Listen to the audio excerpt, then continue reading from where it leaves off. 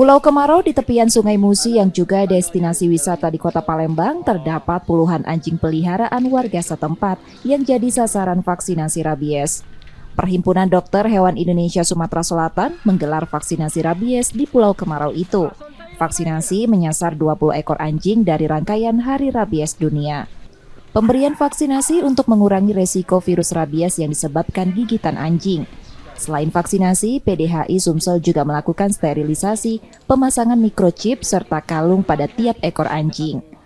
Langkah untuk mendata populasi anjing selain memudahkan pelacakan dan identifikasi anjing dan pemiliknya bila sewaktu-waktu ada anjing yang hilang atau terjadi kasus gigitan.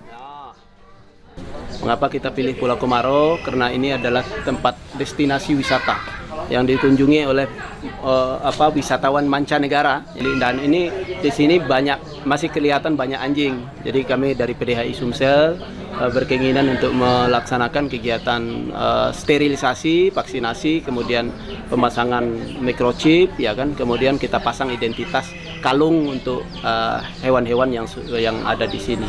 Jadi kita bertekad untuk membebaskan Pulau Kemarau dari rabies.